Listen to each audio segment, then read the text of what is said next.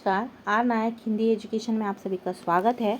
आज हमारे अध्ययन का विषय है नीलकंठ कहानी, जो कि महादेवी वर्मा की एक स्मरण या रेखाचित्र कहानी है, जो कि लेखिका जब अपने नीलकंठ को याद करती है तो भावुक हो जाती है और उसी को उन्होंने अपने रेखाचित्र और संस्मरण में रेखांकित किया है। तो चलिए इस कहानी का विस्तार से हम अध्ययन करते हैं या सारांश जानने का प्रयत्न करते हैं। तो देखिए, नीलकंठ महादेवी वर्मा द्वारा रचित एक अत्यंत प्रसिद्ध और मार्मिक रेखाचित्र है, जो उनके प्रसिद्ध पशु पक्षियों के संग्रह मेरा परिवार में संकलित है।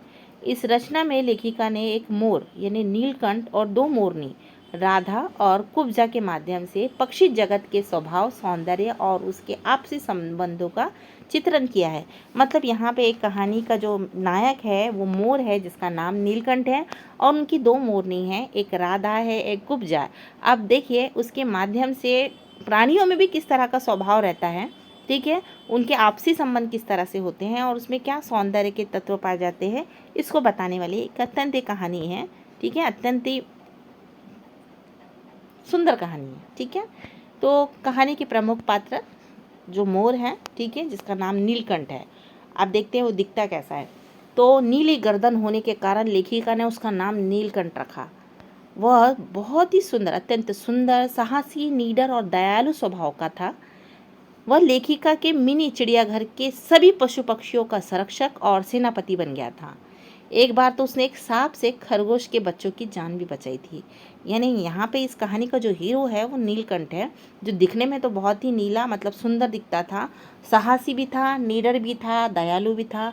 और इसी के कारण लेखिका ने अपने चिड़ियाघर में सभी पक्षी का सेनापति उसे घोषित कर दिया था। और एक बार तो ऐसा हुआ था कि वो संरक्षक सेनापति था, जाहिर सी बात है कि संरक्षक बनेगा।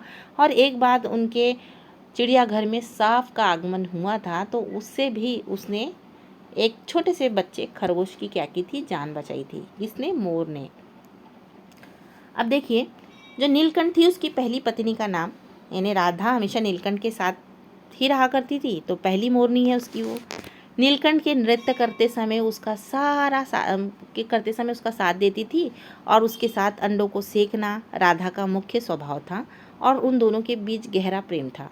यानी यहाँ पे बताया है कि नीलकंठ जो है उसकी पहली मोरनी जो थी वो राधा थी और राधा उसके साथ नृत्य भी करती थी, उससे प्रेम भी करती थी और यहाँ तक अंडे में सेकने में उसका साथ भी देती थी। ठीक है, अब जो कुब्जा थी वो उसकी दूसरी मोरनी थी। ठीक है, यहाँ पे जिस तरह से एक पत्नी दूसरी पत्नी होती है, उसी तरह मोर की भी पहली पत्नी और दूसरी पत्नी कह सकती है या दूसरी मोरनी। ठीक है, तो जो महादेवी जी ने इसे एक चिड़ियाघर से घायल अवस्था में खरीद के लाई थी और कुब्जा स्वभाव से अत्यंत ईर्ष्यालु और क्रूर थी। उसे नीलकंठ और राधा के साथ रहना बिल्कुल पसंद ना था। उसने राधा के अंडों को चोंच मार मार के तोड़ दिया था। देखिए, चाहे इंसान की बात हो चाहे जानवरों की बात हो, एक पत्नी से यदि दूसरी पत्नी होती है तो जाहिर सी बात है कि उसमें जलन ईर्ष्या तो होती है। तो इसी तरह जो कुब्जा है, नाम से ही पता चलता है कि ईर्ष्यालु होगी, जलनखोर होगी। तो वो उसी तरह से कि वो राधा को और ये इसको नीलकंठ को एक साथ नहीं देख सकती और उनके अंडों को क्या करती थी, चोंच मार मार के तोड़ देती थी। ठीक है, बहुत ही जलकुकड़ी किस्म की थी। अब क्या होता है कि अब नीलकंठ की मृत्यु कैसे हो जाती है। देखिए, कुब्जा के आने के बाद घर का अशांत माहौल नीलकंठ को भी भीतर ही भीतर परेशान करने लगा। पहले ये थी राधा थी तो शांति से नीलकंठ रहता था, पर जैसी कुब्जा आई ना तो ये घर में अशांति फैलाने लगी और इसके कारण नीलकंठ भी परेशान रहता था कि हमेशा ये लड़ते रहती, हमेशा जलन जलकुकड़े काम ही करते रहती है। वह कुब्जा की ईर्ष्या और राधा से अलगाव के कारण गहरे तनाव और अवसाद में चला गया कि ये कुब्जा क्या करती थी, उससे जलन करती थी और राधा से उसका अलगाव हो गया था, यानी अलग हो गए थे। तो उस तनाव में क्या हो, उसको बहुत टेंशन हो गया था, टेंशन में चले गया था, नहीं अवसाद में चले गया था। इसी मानसिक कष्ट के चलते हुए एक सुबह एक दिन नीलकंठ की क्या हो जाती है, मृत्यु हो जाती है। और उसकी असमय मृत्यु ने लेखिका को झकझोर दिया कि अचानक इसकी मृत्यु हो जाती है। अब क्यों मृत्यु हो जाती है, तो वो लेखिका अनुमान लगाई कि इसकी दो मोरनी थी और वो बहुत ईर्ष्या करती थी और उसके कारण वो जो राधा पहली पत्नी है वो चली गई थी और ये जो पत्नी है ये अच्छी नहीं थी। तो शायद उसके टेंशन में आके उसकी अचानक एक दिन मौत हो गई। तो उसका जब उसकी मौत हो जाती है तो उसका जो प्रभाव है, उसका जो दुख है, लेखिका के मन को झकझोर देता है। ठीक है, अब देखिए, महादेवी वर्मा ने इस मतलब ये क्या संदेश देता है, तो महादेवी वर्मा ने इस रेखा चित्र के माध्यम से ये संदेश दिया है कि पशु पक्षी में मनुष्यों की तरह प्रेम, ईर्ष्या, वियोग और संवेदना जैसी भावना होती है। जैसे मनुष्यों में होती है ना, उसी तरह की वो भावना होती है। यहाँ नीलकंठ द्वारा खरगोश के बच्चे बचाने का एक साहसिक घटना हुई थी, और जो जो राधा के साथ नृत्य वगैरह करता था उसका भी एक बताया है। देखिए, खरगोश के बच्चे को सांप से बचाने की घटना है। एक दिन क्या होता है, चिड़ियाघर के जालीदार के भीतर एक बहुत बड़ी दुर्घटना होती है, जहां नीलकंठ अपनी वीरता का परिचय देता है और जालीदार छेद से क्या हो जाता है, सांप अंदर घुस जाता है। उसे देखकर सभी पशु पक्षी डर के इधर उधर हो जाते हैं, लेकिन एक अज्ञानी छोटा जो खरगोश है बच्चा सांप के सामने आ जाता है। तो सांप ने उसे नन्हे खरगोश के बच्चे को पिछले आधे हिस्से को अपने मुख में दबा लेता है, और दर्द के मारे वो बच्चा बहुत ही धीमी आवाज़ में चींची करने लगता है। ठीक है, तो फिर क्या करता है, झूले में सो रहा नीलकंठ ने उसे उस मंद आवाज़ को सुन लिया। ठीक है, वो तो छोटी आवाज़ में चींची कर रहा था, पर झूले में सोया हुआ ये जो नीलकंठ था, इसके कान बहुत शार्प रहते हैं, वो सुन लेता है। अब वह अपनी मुख सजगता के साथ तुरंत ही बिजली की गति से वो नीचे उतरता है और सांप में क्या करता है, सांप के साथ युद्ध करता है। ठीक है, नीलकंठ ने सांप के फन के पास अपनी तीखी चोंच से इतनी जोर से प्रहार किया कि जो सांप था वो अर्धमरा हो गया, और उसके चंगुल से जो खरगोश का बच्चा वो ढीला होकर गिर गया।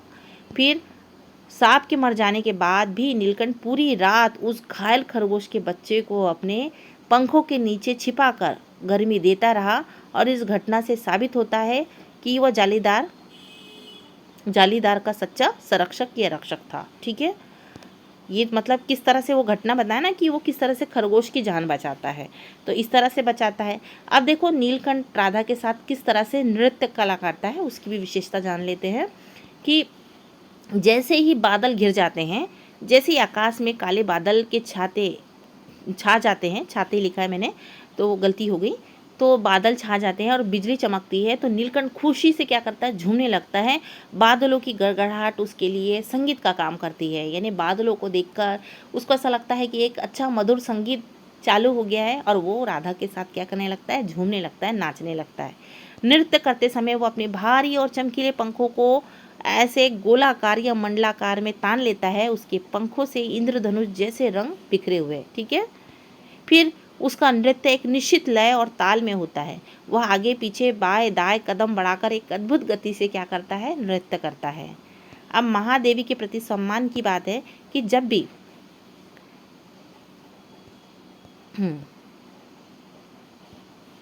महादेवी के प्रति सम्मान की बात है।